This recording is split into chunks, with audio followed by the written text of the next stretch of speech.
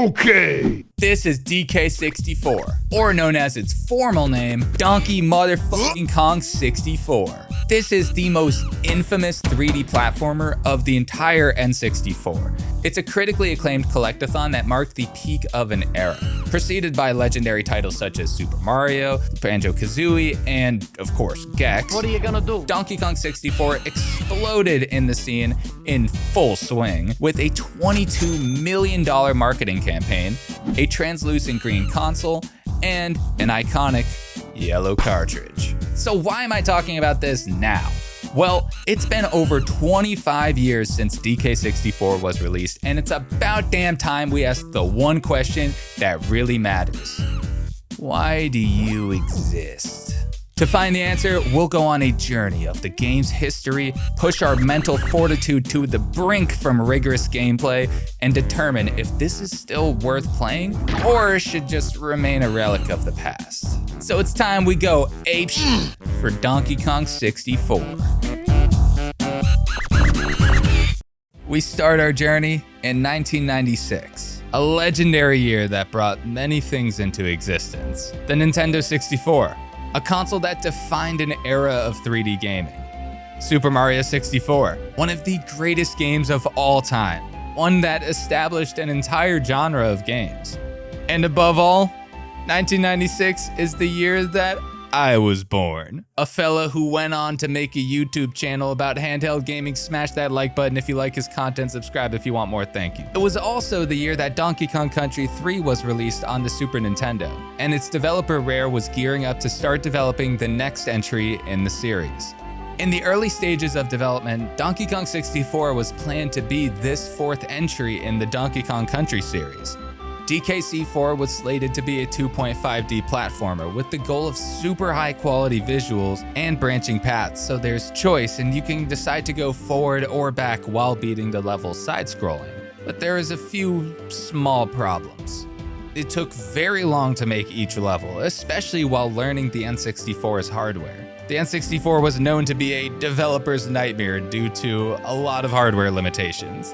The detailed high-resolution assets also increased development time and would eat up the limited storage space of N64 cartridges. And the side-scrolling levels had little replay value to go back once you already beat a level. At least this was the perspective at the time. Now, this linear version of DKC4 was developed for around 18 months before the direction was recalibrated, mostly due to those three factors. So at that point, all development for Donkey Kong Country 4 shifted to becoming a fully 3D platformer built on the Banjo engine, with the working title, Donkey Kong World. Donkey Kong. With this new direction, Donkey Kong World was primarily influenced by Banjo, another 3D platformer series from Rare. Higher-ups in the company would often tell the DK team, just don't make it Banjo. So the development teams for DK64 and Banjo were isolated from each other, despite many developers having originally transitioned from the Banjo team to work on DK64. The development team was a grand total of 16 people, with an additional 8 joining later on. One thing to differentiate from Banjo was giving DK64 an overall darker tone. This carried through from the visuals to soundtrack and the storyline. Banjo was very bright and goofy, while Donkey Kong 64 had a lot of dimly lit areas that are often only illuminated by torches or color-changing scenery. The game actually used a dynamic lighting system powered by the memory expansion pack. Another thing to differentiate DK64 from Banjo was adding a cast of characters. The thought behind the different swappable characters is that you'd go through the level as one character, then see a puzzle that would require a different one and think, oh yeah, I can use Chunky Kong for this. Then revisit those areas and past levels as new characters. This was also helpful for increasing the overall replay value, perhaps a bit too much. But there was one more feature that certainly differentiated Donkey Kong 64 from Banjo, and it came directly from Rare's co-founder, Tim Stamper. He would tell game director George Andreas, make sure there's lots to collect. And boy did he mean lots to collect. The development team turned this game into one of the most notorious Collect-A-Thons of all time, with the sole purpose of differentiating it from the Banjo series. By the end of development, Donkey Kong 64 had exactly 3,821 collectibles. Now, from a physical standpoint, the game is also one of only 2 N64 titles that required the expansion pack, increasing the system memory from a shrimpy 4 megabytes to a whopping 8 megabytes. This additional RAM was used to power the dynamic lighting system, which the game heavily relied on for its moody level designs and atmosphere. This was an incredibly costly decision since DK64 required this expansion pack to run it, so it was bundled with the game. The only 2 other games that required this expansion pack are Perfect Dark and Majora's Mask. But there's one more feature that was discovered on accident and turned into a brilliant stroke of genius, one that would never see the light of day. A removed feature called Stop and Swap allowed data to be transferred from Banjo-Kazooie to Donkey Kong 64 to unlock in-game bonuses. During development, Rare found that the N64 actually retained flash memory for several seconds after a cartridge's removal. They implemented this feature where removing the Donkey Kong 64 cart and quickly inserting the Banjo-Kazooie cart, while the former's memory was still in the console, would unlock bonus content. Nintendo nixed the Stop and Swap feature when Rare submitted Donkey Kong 64 for approval, citing that the N64 would not retain RD RAM long enough for the feature to work and it could potentially damage consoles. And they weren't wrong. N64 models produced after Banjo-Kazooie's release reduced the amount of time that the console retained its flash memory, making Stop and Swap nearly impossible to activate. Remember blowing on those damn N64 cartridges? Now imagine that with a 3-second timer to swap cartridges, but that 3 seconds is now 0.3 seconds if you got your N64 after Banjo-Kazooie was released. As if DK64 wasn't hard enough on its own. If you want a full deep dive history into DK64, check out the history of Donkey Kong 64 from VideoGameDocs. It's a 50-minute video breaking down the entire history of the game, and it's very fascinating. VideoGameDocs does a great job at doing it, so swing by there and drop it a like. Flash forward to 1999. The N64 is thriving, Blockbuster is busting, Ocarina of Time and the Game Boy Color had just come out the past holiday season, and Nintendo is in their prime. So, on November 22nd, Nintendo unveiled Donkey Kong 64, the first and last truly 3D Donkey Kong game. Here we go. DK64 opens with a legendary, based as fuck 3-minute rap song about the DK crew. This song goes so fucking hard, especially because the vocals were done by none other than the game's director, George Andreas. He has no style. He has no grace. This Kong has a funny face. But then we get into the actual storyline. King K. Rool is cruising around in his big bad mega yacht and parks it right next to DK Isle, an island in the shape of Donkey Kong's head. So K. Rool obviously points a big ass mega death laser at the island. But because they crashed, the laser is not working. So instead, he takes all of Donkey Kong's friends and locks them up on different maps, kind of. In his lair, but they're also on different maps. I don't know, don't ask questions. But of course, he forgets to lock up Donkey Kong, so it's up to DK to save the gang and collect thousands of banana-themed items, and also defeat King K. Rool, and also defeat the other bosses and mini-bosses. Now, DK64 is a 3D exploration platformer that's known as a Collect-A-Thon. What is a Collect-A-Thon? A Collect-A-Thon is a type of game where you focus on collecting scattered items throughout the game world. Gameplay often involves exploring large open environments to find collectibles, with the goal of unlocking rewards, abilities, and/or new areas. Collect-A-Thons you might have heard of include Super Mario 64, the Banjo series, and the Spyro series. The amount of collectibles in DK64 is actually absurd. There's small bananas, big bananas, key bananas, coin bananas, blueprints that get you bananas, banana fairies, golden crowns, 2 legendary branded coins. And then there's all the expendables, camera rolls, power-up gems, ammunition, explosive oranges, and watermelons for health. You spend the whole game grabbing bananas. Wait, it literally holds the Guinness World Record for most collectibles in a platformer game. So, what is playing Donkey Kong 64 like? There's only one hyphenated word that I can use to describe the experience of playing DK64. A fever dream. It feels like an out-of-body experience playing this game. Levels often feel like hallucinations of Donkey Kong in a 3D world, or a tech demo taken way too far. It's just so weird and unique compared to any other Donkey Kong platformer that came before or after it. The visuals are a combination of bright and colorful, heavily contrasted with dark, moody areas. There are often sections with little or no visibility due to the game's dynamic lighting system. There's these rich, dark shadows being cast all over these environments. And sometimes things can look a little creepier than you'd expect.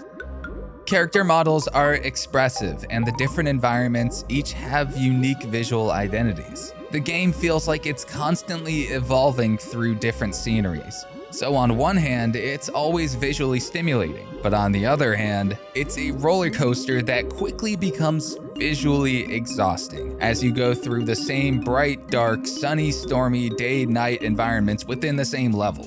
Now, the music is perfection. There's no other way to put it.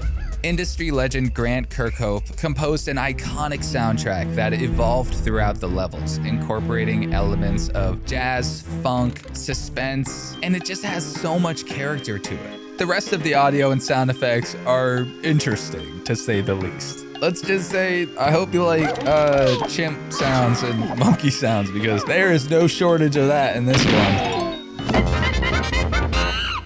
Now, DK64 has a cast of 5 characters, and they all have a ton of unique abilities for each one, so instead of going through them all, I'm just gonna TLDR it. Donkey Kong, Muscle Boy, Special Power, Invincible. Diddy Kong, Jetpack. Lanky Kong, Lanky, he can do a handstand. Tiny Kong, Tiny. Chunky Kong, he go big. I've always had a strange interest in Donkey Kong 64. It's an oddly alluring game because it felt like everything the N64 was known for. 3D platformers, big levels full of stuff to do in them, colorful visuals, janky controls, and above all, it's the only 3D exploration platformer in the Donkey Kong series. So it's basically this weird anomaly that spawned out of nowhere on the N64 and then only re-released once in 2015 on the Wii U Virtual Console. It's just as hard and punishing as I remember, but my brain is slightly more developed than baby brain playing this in the early mid-2000s, so solving puzzles is a little more doable this time around. But this is definitely one of those games that you play and think, man, how did anyone beat this as a kid? The difficulty spikes are insane. There would be some mini games that are so easy that they take 10 seconds to beat, and then the next one would be a nearly impossible racing minigame. Or you'll spend over 30 minutes trying to figure out a puzzle and then beat the boss of that level in under 1 minute. In this game, health is so easy to lose and everything hurts you. But luckily, it's also mostly easy to get back. Most enemies in the earlier levels die within 1 or 2 hits, and watermelons are dropping left and right. There's usually boxes of watermelons in between, collectibles. I don't know. You can get health back pretty easily. And it's also not too punishing if you lose all your health. You just start back over at the beginning of the level, and then you can just use the teleporter pads to get you right back where you were. You don't really lose anything, and even if you did, you got 3,000 more things to collect, so you're doing fine. Speaking of collectibles, there's also a ton of backtracking with these new characters in order to collect more things. Revisiting these old levels and areas is both exciting and tedious. It's exciting because there's new hidden stuff in the levels that you weren't able to do or access before, and you might have seen these places and, wanted to get in there, and now you can. But it's tedious when you realize that you have to revisit these levels that you already explored for hours just to get a couple more bananas. The camera is pretty brutal, and the only thing that really saves it is the R button to refocus behind the character. But I didn't even realize this until hours into the game when I had already built a habit of using the C buttons. But this C button camera shifting is clunky, and the default camera is often in the wrong place pointing the wrong way. I'll usually miss vine jumps and fail minigames because of this bad perspective. And there are plenty areas where the camera is locked and it has a little camera icon at the bottom, so you can't even change your perspective when you're in those areas. Now, what makes this game feel real is that there's barely any direction at all. You know, think games like Elden Ring, right? Where would that be without the ancestral strain of Donkey Kong 64? Visual fidelity? No direction at all, really? And who needs DLC when you got 3,821 collectibles, right? Listen, all I'm saying is someone had to walk before Elden Ring could run. Now in DK64, the closest thing you'll get to a mission is someone telling you to collect more of something. It's fascinatingly unguided. They'll maybe give you a glimpse at where a golden banana is, but figuring out how to get it is where the game either clicks or completely disconnects. I like puzzle platformers. I'll be the first to admit it, filthy as charged. But even I got exhausted after a while. The puzzles are pretty good for the most part. I was pleasantly surprised at the variety of puzzles, and I think they did a decent job overall, especially with the myriad of mechanics. Oh, and this game is massive. I made it through the first 3 levels, and I thought I made a lot of progress. Turns out, I've only completed 20% of the game. At least we know it's got replay value. Jungle Japes is the first level, and it's the most straightforward representation of the gameplay. It has a few cave areas and an open world with some simple platforming. Cranky's area is always storming, and it sets the vibe of this game isn't all bright and colorful. The second level, Angry Aztecs, is so bizarre with different confusing temples, and I often would get these temples mixed up, and there's stuff to do outside the temples and stuff to do inside the temples. The inside of the temples are basically levels within themselves. This level definitely felt like 5 levels packed into one. And I'd be lying if I said it didn't test my mental fortitude. The third level, Frantic Factory, pushes the darker visuals to an extreme. There are parts of this level that are actually pitch black. You literally cannot see anything. I haven't even made it through half of the levels yet, and I'm not even a quarter of the way through the game, but you know, it gives me something to work towards, right? I'm getting my money's worth. I'm getting replay value. In my humble opinion, DK64 is a technical marvel that is, as DJ Khaled would say, suffering from success. It's just doing way too much, and it's suffering for it. There's so much to do that it almost becomes mind-numbing at a certain point. Revisiting old levels, you kind of feel like a ghost revisiting the place that you once lived. It's weird. It feels hollow compared to the new experiences of the newer levels. It's something I haven't really felt in other games. That being said, I don't really like to revisit old levels in games, especially 3D exploration-based games. I've been playing DK64 on my Retroid Pocket 5, and it's been nothing short of a spiritual journey. Revisiting this game from my childhood portably is wild, especially since I started playing it on the Retroid Pocket Mini. All of the gameplay footage in this video is actually recorded using the Retroid Pocket 5. Now, playing it on the Miyoo Flip was a wild experience. First off, it doesn't run too well. But not only that, all of the characters' limbs are perpetually flailing around. It goes so hard, especially now that we can use Donkey Kong's Dongo jump. This is one of my favorite hidden character moves in a long time. And I'm so glad that the developers didn't patch this out by the time of release, because Donkey's Dongo jump was actually a very high level strat that can be used to kind of elevate the overall experience and really just breeze through the game. Donkey Kong. DK64 was a product of its time. There are many timeless games like the Zeldas, Pokemons, and Marios of this era. This DK entry is not exactly one of them. It is a fascinating experience and honestly a technical marvel in some aspects. Remember, they shoved almost 4,000 collectibles on this damn cartridge. It's gotta be worth something, right? There's no way I can say with a straight face that Donkey Kong 64 is a must-play game. That's like saying socks and flip-flops are necessary for walking. They are, by the way. But it's a flawed gem of a 3D platformer. Each level feels like a labyrinth of exploration and puzzles. Each character feels like a unique stamp on the game's identity. And I'm gonna say something that I never thought I'd say about DK64. This game is bananas.